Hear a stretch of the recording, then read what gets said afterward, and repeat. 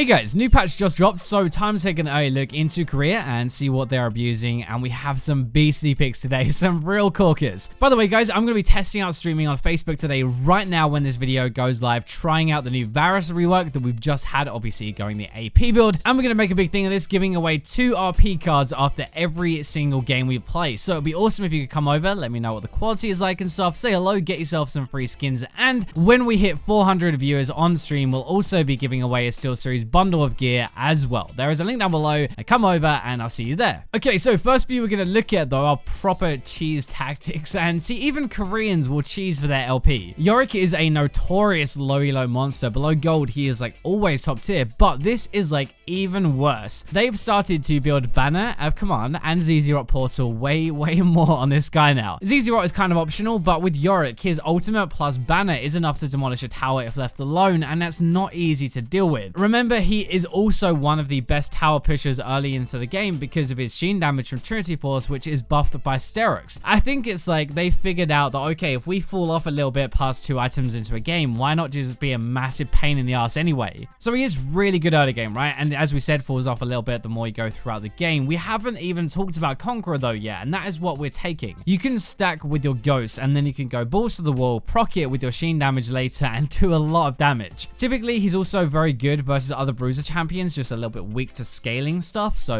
if he can't end the game anyway, I guess. To be honest, this build is not about matchups or scaling. You play to his strengths and say, okay, let's see you deal with this massive Banner and ultimate push. If someone goes to stop that and you group with your team, it is a 5v4 for your team around Baron or whatever. If they don't, it takes towers really fast. They have started to build Banner on Nunu a lot now in Korea in 8.8. It isn't the only item though. A lot are building Shirelia's more now as well, the support item. It has a fair amount of AP and it's so hard to get away from him. He'll use that to get in range, slow you with a snowball, and you're kind of boned. To give you an idea, and this stat is from Lowalytics, Nunu normally buys Banner of Command after Cinderhulk and Lockit, but if he completes the Banner, in general he wins close to 70% of games with it apparently. That is crazy, but also remember, he buffs the crap out of his AD carries we have at the moment and increases their damage by a ton. His dragon control is insane, and he takes towers very easy with Blood Bowl, and he's like an AD carry or top laner, but it's kind of what he does normally, and then add in a Banner, and that is gross. What they will often do is plant the Banner bot lane with the top laner and then go to Baron. It's very hard for the enemy top laner 1v1 to deal with the Banner cannon minion and the guy protecting it, and if more go to stop it, you get Baron. It's like a massive cheese strat that seems to be working insanely well so far in this patch. We're going to go back to normal stuff now with Sivir, as she fits the meta really well as long as she doesn't get destroyed in lane. One of the best late game champions always because of her W. Honestly, late game Sivir is kind of unstoppable. She fits the support meta of like Janna and Lulu and other sensor champions. That sensor will make up for a lot of a weaker mid game, but she can also fight. You can even deal with the push lanes and push back. Bot lane has become more active, and I think the easiest way to win that right now and come out on top if you don't get ganked is to push. Very straightforward to play that kind of style, and very strong at 3+ items, and she has her ultimate to buff her team until then. She's actually very safe as well, which sounds kind of weird for Sivir, short range and stuff like that, but she doesn't have to get close anymore with her bounces. She has her ultimate speed and a spell shield. There is nothing too strange with the building Korea though. Fleet footwork is obviously awesome with that much crit chance, and it scales together, and over there honestly she tends to beat the main champions like Ezreal, Kayn, and Jhin. She does struggle versus a Draven or even a Zyra early because they can fight her a bit more,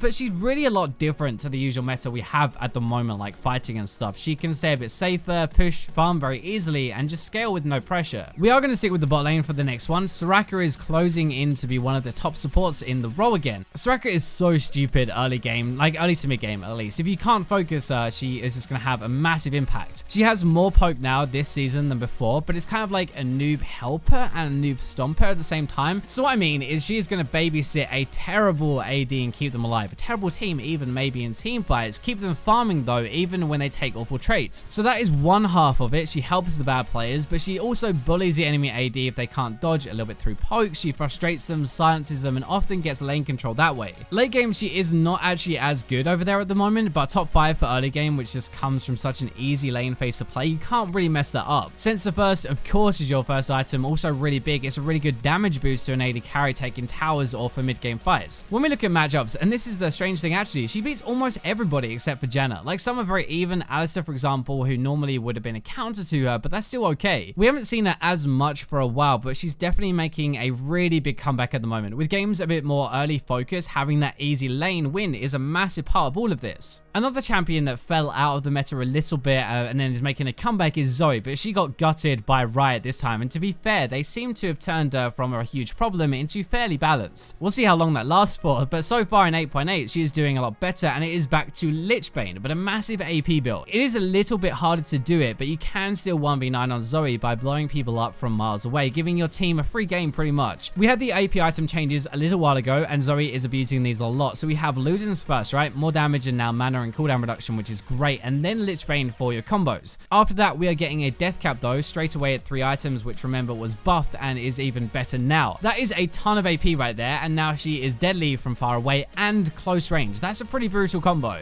She is still by far best, like before about 35 minutes into the game, where you can blow people up, especially after those changes. There are 2 keystone options though, really depending on your playstyle more than anything and what you would prefer to have summoner spell wise, but Morello is another item that we can look at. The magic pen on there makes your Q hurt even more than normal. Normally, if you fit a Morello into the build, you can get it a bit later, but it would go there instead of a Lichbane for the early magic pen. Matchups are very centered around mages though, so versus an assassin, you should probably know that you're going to have a pretty rough game, but another mage, like no problem, you can get them to sit down. I think Zoe is a very fun champion, and Korea seem to have found a good way to make her a bit better again, a more early focused build that is designed to be deadly at that point into the game. Now, Aatrox honestly might be pushing towards that broken 2-strong level, and that feels so weird to say from basically never played before Conqueror. Obviously, that Keystone Conqueror helped a ton, right? It is perfect for him, a duelist wet dream, but it isn't just that. Pressy attack is over 50% win rate, Grasp is even higher than Conqueror right now, so the champion actually must be good. It is partly the build at the moment. Sterix interacts with this passive and boosts that damage as well as Trinity Force, so the two together is really good. Then we have the kicker for Korea, which is Rageblade. No longer rushing Trinity, Sterix, Titanic every single game. We are throwing a Rageblade into the mix as early as second item. Rageblade is really good at the moment on anybody who auto attacks a fair amount, has some kind of like benefit from it, and with the percentage scaling, the better on hit scaling, it works in loads of different builds and on loads of different champions. So Aatrox has this pretty weird win rate pattern though when it comes to that. Top 10 early, dips a bit mid game, then top 10 late game. The good part at least is that if you can win your lane, you stand a very good chance to take over the game, and if not, you can just stall it out or try to for late game and you'll take over as well. Jack seems a pretty rough matchup for him though, as well as things like Malphite or Camille, things that can dodge or kind of reduce his damage and his auto attacking power. The thing is, Aatrox is probably one of the best carry top laners you can play in 8.8. Not that expected, people still probably not 100% sure what his abilities even do, and that 100% works in your favor. So Quinn we have looked at a little while ago. They patched loads of bug fixes basically, and it made her a ton better, like almost top of the roll. The thing is, she is a monster up until about mid game and then drops off a bit more. Just like always, she can't really roam around as easily when they are grouped, and her team fighting isn't as good as other champions. They have a slightly new way around this though, which we're going to look at today. So no more Dustblade. Instead, we're going to only get Ghostblade for the roaming, and then we're going to go into a crit build that makes her auto attacks really hurt. You have the burst here though, that's the important thing. It's not 100% new, it is not just auto based. You can fly in and demolish with your Shiv and your arm pen, but you can actually do a bit more later as well. That's also why we have swapped to Fleet Footwork as our keystone instead of Electrocute. Less burst damage obviously, but a better team fight, and it scales with our crit at the same time. You are still like top 5, top 3 early to mid game over in Korea, then it becomes a bit more average after that. So normally she can dominate champions like a Darius because of that, because they share kind of the same pattern in the game, even a Yasuo, but will struggle more versus like an Irelia or a Camille who can jump on top of her. I actually think that even though she is proper underrated, Quinn is one of the best solo carry champions you can probably play at the moment. If you learn her and you enjoy roaming a lot, that is a perfect champion.